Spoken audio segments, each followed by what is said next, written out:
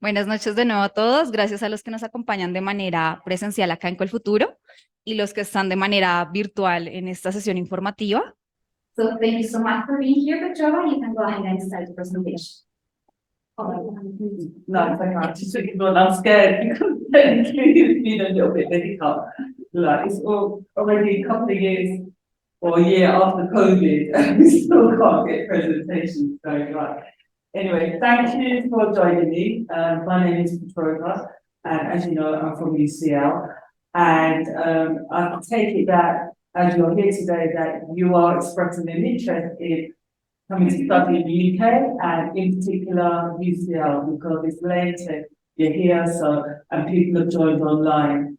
And so today I'm just going to talk a little bit about the university because there are lots of very good universities in London. And so if you're fortunate to secure the funding, you have choices. And UCL is one of those choices.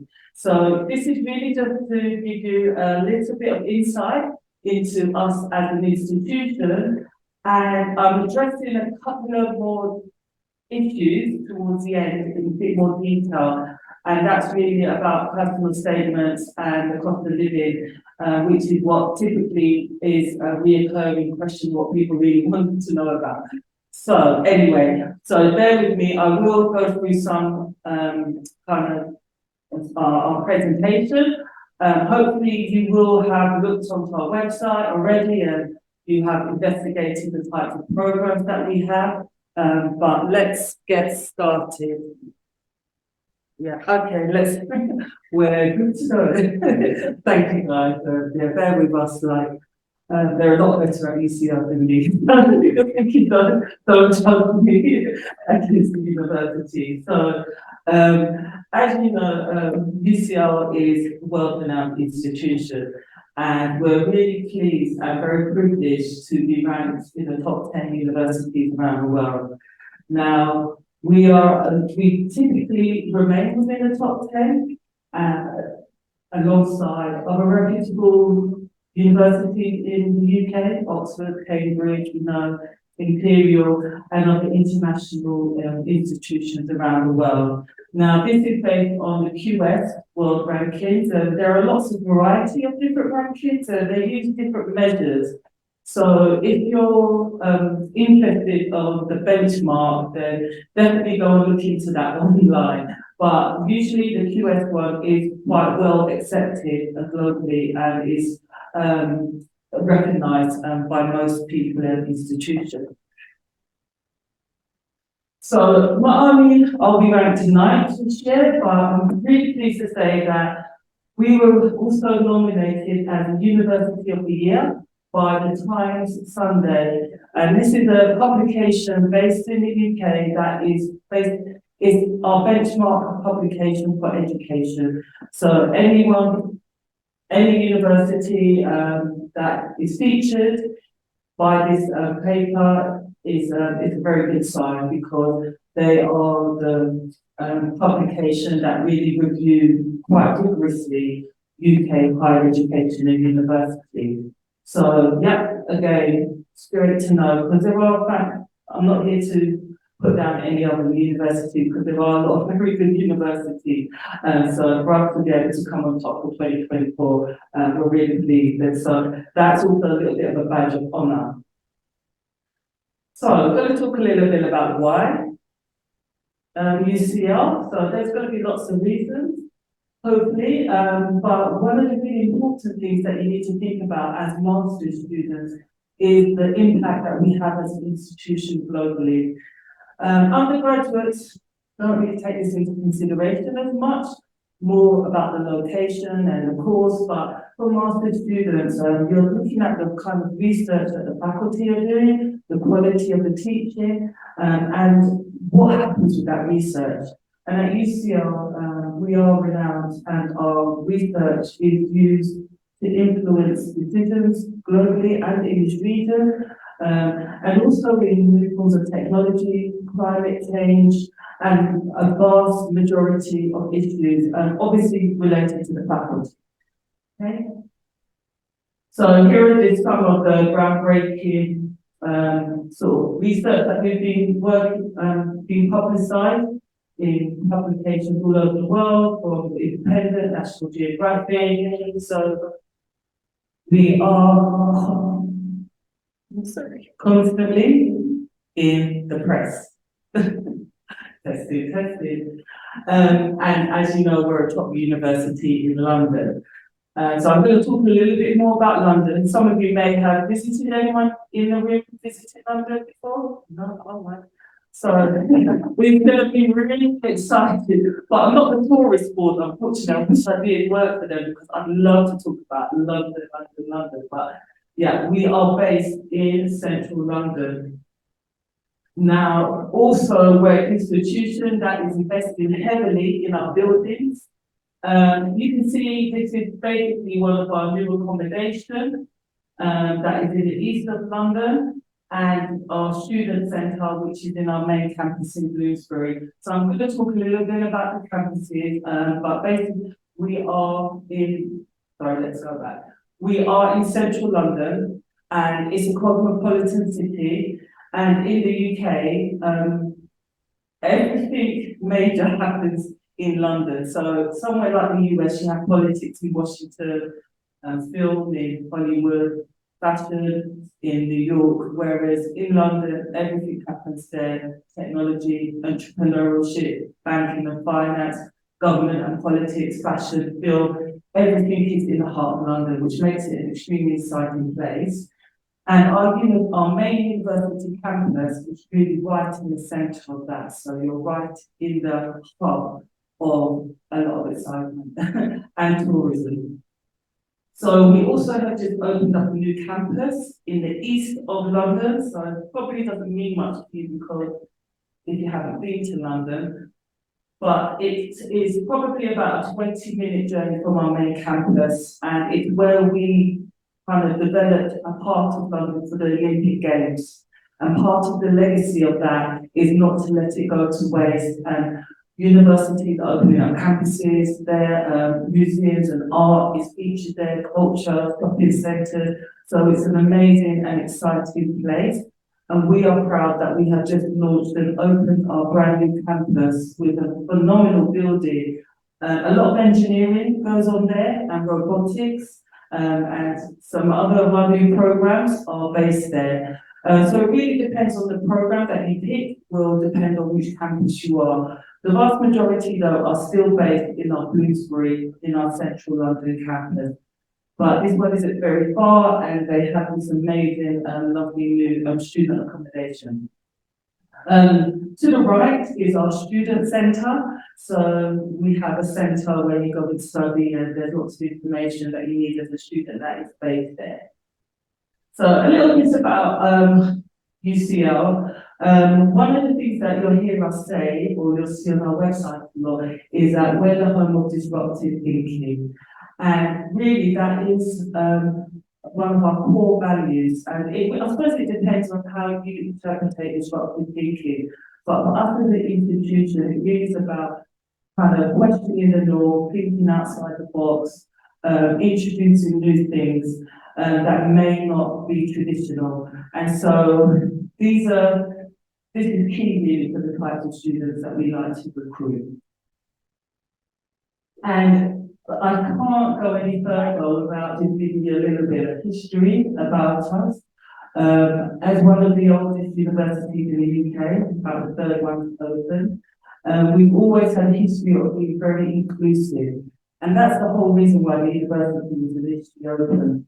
Really to allow people from different backgrounds to be able to come and study, whereas previously the main two universities that will remain nameless, it was very, I won't say discriminative, but quite restrictive with who could actually go to study. And this gentleman, Jeremy Bentham, was a philosopher who came up with the idea of this new concept for a university. And from there, other people got on board, and that's the creation of UCL. So we're really proud of that, because hence why we spend a lot of time and focus all around the world trying to recruit some of the best students, because diversity is in our DNA, and it is fundamental really for the development of us as an institution, but also for the countries that people return back to.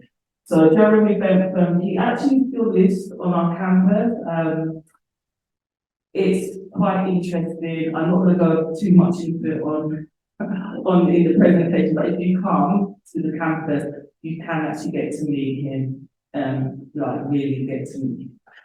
I can talk about that afterwards. You'll find out more. But as I mentioned, we are the home of diversity. So about 53% of our students are international, and a good proportion of those figures are based on our postgraduate, so our master's students. So you're not going to be alone. You're not going to be on an isolated campus and kind of feeling like your accent is the odd one out or you don't quite fit in, because you're with a plethora of people from all over the world. It's really one of our key goals to, continue as that diversity. And this is why we have partnerships with Cultura as well, because this really helps with the opportunities for students from Colombia to really be able to access some of the best universities in the world. And we're very privileged that UCL is one of them. Taking on the biggest world challenges, as I mentioned before, a bit about the research. So we are developing research and working alongside improving things in global health, sustainable city, technology, justice, well-being, regardless of whichever the faculty that you're in. Like we have probably over 71 different schools and about 11 different faculties. So you can imagine the extensive research. We're the largest university in the UK as well. So yeah, there's lots going on and lots for you to get involved in if you wish. You can study anything, so I'm assuming if you're already here or you're listening online, you already know the kind of program that you're interested in, and hopefully you would have done some research.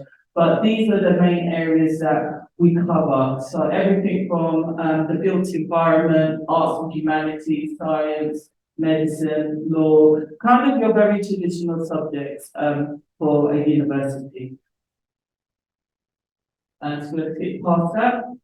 So just another little tidbit as well about the types of students. I mentioned about disruptive learning, but also we are looking for students, we want to teach them like how to think rather than what to think.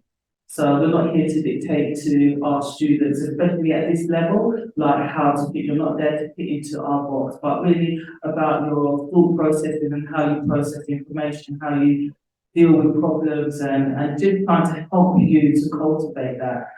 So that's the kind of student that we look for. Life at UCL, very exciting.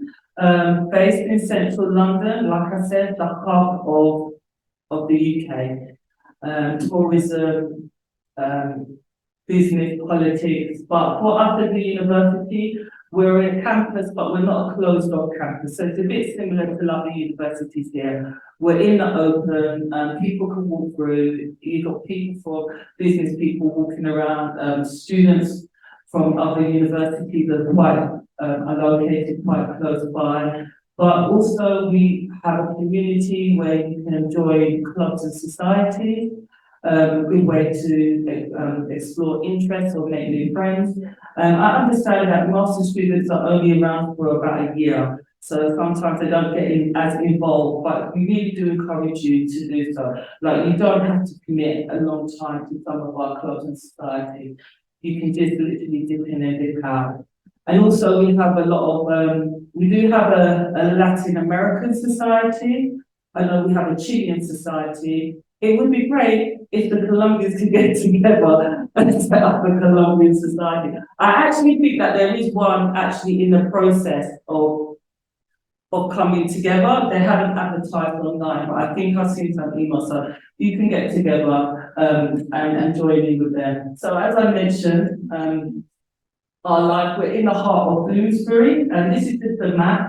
We're not far from a very famous train station called King's Cross and St Pancras International. This is the train station where you can catch the train directly across into Paris, into France and parts of Europe. So I always like to mention that because it's a big selling point really. You can go to Paris in the morning and come back by the evening. Or if you want to go and explore a bit more. But I prefer London than Paris, but I am slightly biased. But it's a nice, I mean, if you've never been to London or explored parts of Europe, then all of that really is very accessible from our campus. This is more towards the east, where our new campus is, and so you can see sort of that big round dish, that part of the leftover legacy from our Olympic Games, and there are lots of facilities that you can use. So if you're heavily into sports, you can access some of the best sporting arenas to use, including swimming, velodrome, etc. So as I mentioned earlier, like we have alumni in 190 countries, including a lot of alumni based back here. And I think because of the cultural funding and that we always have quite a lot of students come to UCL, there are quite a lot of Colombian alumni from UCL here, and I think it's a good opportunity to connect with them when you come back for job opportunities, networking, and forming that relationship with students that are from your former university. I mean, alumni communities, we're not as big on them in the UK as they are with the US, but we're slowly getting there. And I know from experience that students from this region do like to socialize, do like to get together, do like to access networks. So some of our students get the opportunity to study abroad. Most of that is not undergrads, tend to take advantage. We have a lot of international staff as well, and many staff from this region as well work at UCL. So we do have academics from this region. And we have tons of partnership with institutions worldwide. All right, let's get down. So I did mention a little bit about clubs and societies. So if you do want to get involved with them, they're there. Everything from the comedy club, fintech society, gospel society, hiking, juggling, anything you want to get involved in is there. It's a really, really nice way to actually meet new people. It's from different countries, from a different program, and make some lifelong friends. We also have a lot of sporting activity as well. So this can be part of your life. We have a gym, and that's discounted for students. So there are lots of things, because if you come to London for the first time, it can feel like quite a lonely place. It's a big place, so the best way to tap in is through clubs and societies and the people that are on your program. Also, if you're someone that's very entrepreneurial, we have lots of support and help. Some of you may not be, you're just there to do your course and further your career, but I find that there are quite a few master's students that are thinking about setting up their own business, developing their own products and ideas, and we have a hub and a business centre, workshops to help facilitate that. We also have some competitions as well, with career funding as well. So that is something to bear in mind if you are of that nature. So I'm moving on quite quickly because I want to get on to the interesting part in terms of the personal statement, which is what a lot of people ask about. So are you the right fit for UCL? Are you a great thinker? Do you have a global outlook? Are you adventurous culturally and intellectually, open-minded, independent, and resilient? So these are some of the typical characteristics that our students hold. So how do you demonstrate that? So through the application process, many of our programs do not ask for interviews. There are a few that do, but the vast majority don't. So you're really relying on one, meeting the academic criteria, and two, your personal statement. And so we do get quite a lot of questions about this, so I'm just briefly going to go through the personal statement. This is something that is formatted online as part of the application, but you can also upload your own statement. And it has to be 3,000 characters long online, and it's a separate document. We ask that it's no more than 2 sides of A4 paper. So, just so you know. Now, you may need to attach additional documents. This may be a CV, a portfolio, or an essay, but your program will specify on the entry criteria. So, for instance, maybe for law, they will ask you for an essay. If you're doing something from architecture, they may ask you for a portfolio. So, you will be asked for some of these things as part of your statement.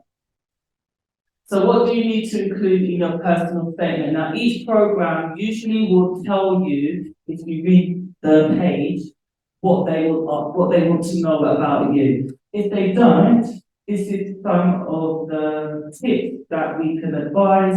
You don't have to, but this will help to give you some guidelines about what to put in a personal statement. So we want you to kind of impress us really with why you want to study this subject at graduate level. So you need to demonstrate your interest in the subject, and you can do this in a variety of ways. Some people say, oh, they're really passionate about it and use a lot of cliches, but I think you really at this stage need to dig a bit deeper. And so you need to use examples maybe from your work experience, from academic, or any other kind of achievements that you have accomplished to demonstrate that in your personal statement. Why you want to study this particular program at UCL and in the UK. So say for instance you want to study law. There are so many universities in the UK that offer very good law program, but other than our rankings, why would you want to pick UCL to do engineering, architecture, law? So what interests you about the program at UCL? Identifying the benefits of studying with UCL. Also, maybe the program that you chosen to study, you can't do it here. It's not available in Colombia. So it's good to identify that so that we know. Identify if there's any particular modules that have brought your interest, that you're really interested in, or any research that the faculty are doing as well that is of your interest. Again, that's really showing that you've read up about the program, you've read up about the faculty or the school and the research that they're doing. So you may need to make reference to that in your personal statement as well to evidence that. So how has your personal, academic or professional experience prepared you to meet the demands of the program? So you need to state whether you've studied a related subject in an institution already. Outline, like I mentioned before, any relevant work experience. If you've written any academic papers or you've done any formal research, it's very good to highlight that. Some of these things sound very obvious, but sometimes people forget like that they've got all these valuable bits of information that actually can help differentiate their personal statement. And also it will help us to see a bit more about what makes you an individual. And indicate if you belong to any professional bodies or society. So if you're in architecture, you may well be part of a professional body.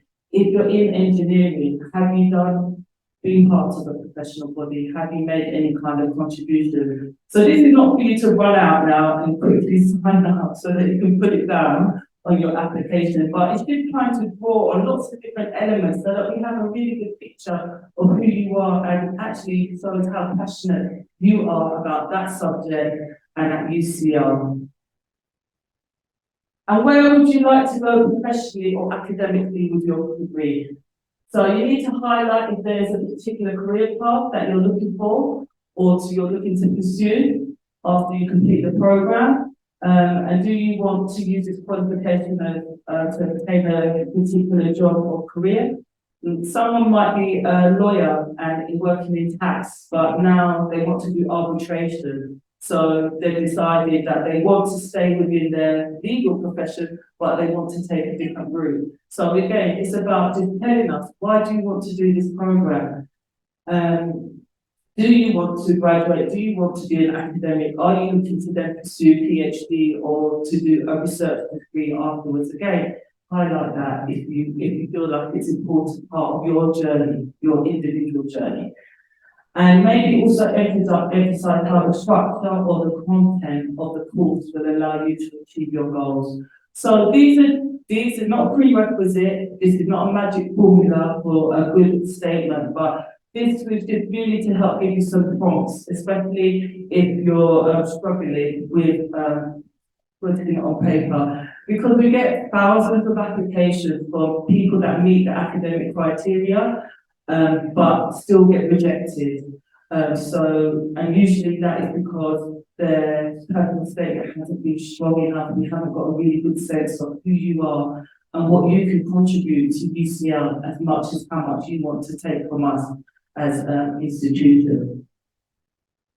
So, yeah, so if you do have any more questions, again, feel free to ask. I did really felt like I really wanted to share that because I know this is something that is quite helpful for those. And it's really something you can apply to most personal statements as well. So some of it may be quite, yeah, okay, I'll do that. But you'd be surprised how many very intelligent people find it very difficult to convey the best of themselves in a personal statement.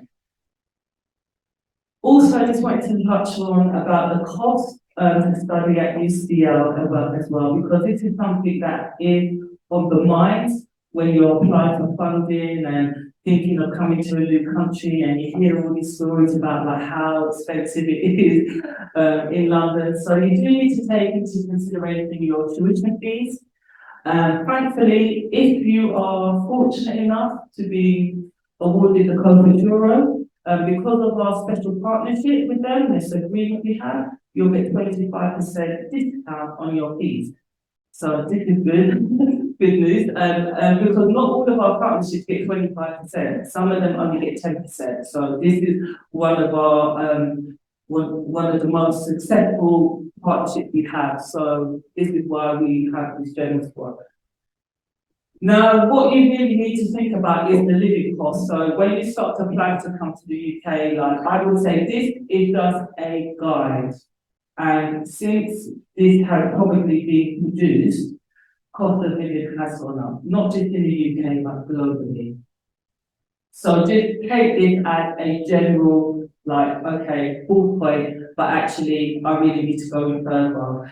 So per month, you're looking at probably about £1,200 in rent. And this is based on you probably renting student accommodation, which is subsidised. And so I can't emphasize enough is that if you do apply to UCL and you get an offer and you get the opportunity to apply for the accommodation, like do not let that email sit in your inbox for very long, because we do have very tight deadlines, and if you miss that deadline, we can't guarantee your accommodation. And it means you'll have to look for private, which can be a bit more and eat into your budget. But not everyone comes to campus, so you can find other accommodation, student accommodation by private companies. But again, they cost usually a little bit more money.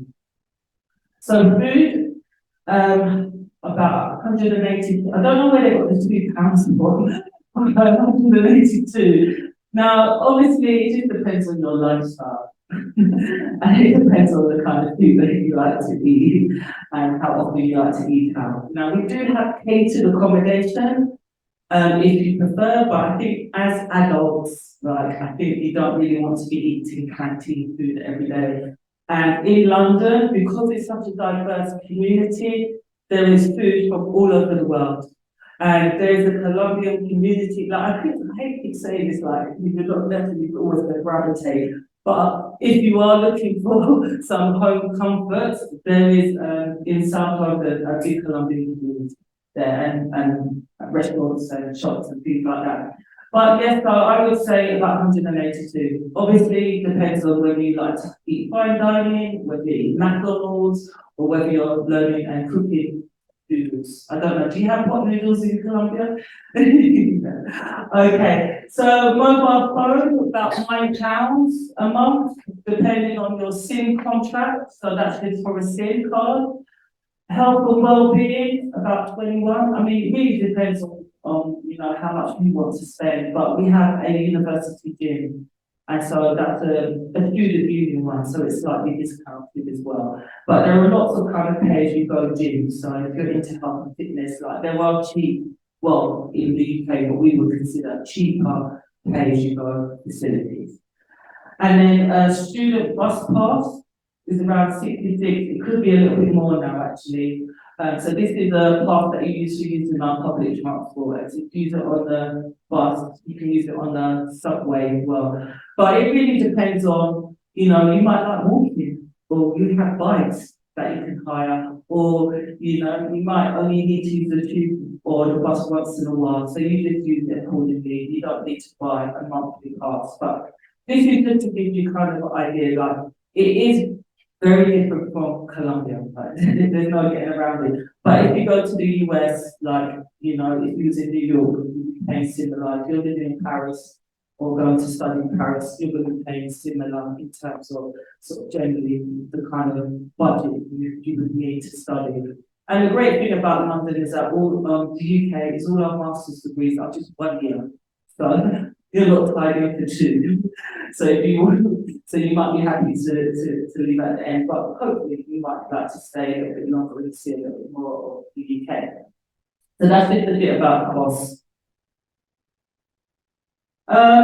So like I said, we've had a long tradition of Colombian students coming to UCL, so that should fill you with confidence with an application, especially if you are awarded a co-cultura, then you know that you're quite a strong student and that you're going to have a strong application. It doesn't guarantee that you'll get a place though, because we have a partnership with them. Like, we will still look at your statement, obviously, and your academic transcripts and your English as well. We typically look for a minimum of an upper second class degree. In the UK, that's a 2-1, but you need to check with your individual programs because they can vary. And that would normally translate to 4 out of 5 GPA. But actually, I was talking with an engineering student yesterday at an event, and his was 3.5. So he was quite fortunate. So it was a little bit lower. So you do need to check the program. And when you check, there will be a little drop-down key where you can pick your country and it will convert it. So I'm assuming a lot of you probably have already seen. Just some key dates. So for those of you who are interested, our applications do open on the 16th of October. You can apply directly online, but we also have a agent based in Colombia on SI UK. And so they're an agent who work with us who can help you with your application. They look at your personal statement and things like that. So if you want to find out a bit more about them, then you can definitely find them online. So they're called SI UK Colombia. We don't work with any other agent, but you don't have to use them. You can apply directly as well. Again, just as a note, using an agent doesn't give you any preferential. So even though we have a partnership with them, you don't get preferential. It's just very good for someone else who knows the process to maybe give you some guidance and also look at your personal statement. Most of the deadlines is the 31st of March, but again, I would say check online because some programs extend it, but some bring it forward. Now, there are some programs that are heavily oversubscribed with really exceptional candidates.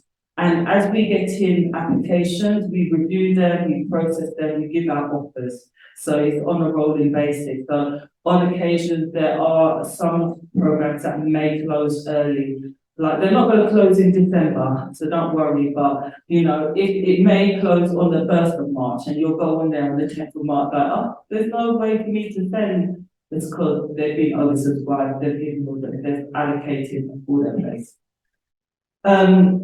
And all of our programs typically start in September. So for 1 academic year from September, and we run on 3 terms. So usually the first 2 terms you'll be doing your modules. Typically your last term you'll be doing a thesis as well. So just to give you an outline. So that's enough from me. And I have really just given you a whistle-stop tour. So like I said, I'm assuming that most students that are here or logged on online have been onto our website are considering or exploring the opportunities of UCL. Like I said, we're highly ranked, we're oversubscribed, so we do reject a lot of students and a lot of students who meet our entry criteria.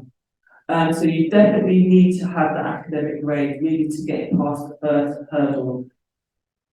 Good supporting statement. Actually, let me correct myself, a very strong supporting statement, right? That really is exceptional and demonstrates why UCL, why this program, and what you can bring to our university.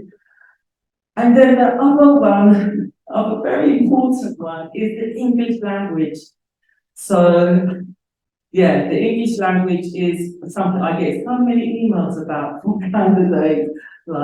So you really need to check the English language for your program and give yourself enough time if you haven't achieved that. Now, you don't have to submit your English on submitting your application to get an offer. So you don't need to rush and say, okay, here's my application, here's my personal statement, here's my transcript, and here is my English. Right, so you don't have to have it all together at once. You do need to get an offer, have completed the application, you need to have your good personal statement, you need to have your transcripts from, if they're in Spanish, they need to get uploaded, but also official transcripted into English, because we get over 150 different languages, we can't transcribe them. So you need to get that up, and you can't do it on Google, you do need to get an official translator. And then we review it. If we don't think you're the right fit for us, then you'll get a rejection. If we do feel like actually we want to offer you a place, then we can give you a conditional offer based on you meeting the English. So you have quite a bit of time, to submit that or retake it again. But be mindful if for some programs, they don't take combined scores. So it may be one sitting, some programs will. So just check on the website. And the English requirements for UCL are actually quite high. They are high. So when you go on there, I'm sure you already see it's like, oh, that's high. But we do get many students from Colombia that achieve that and do come. So yeah, don't be intimidated by that. Okay.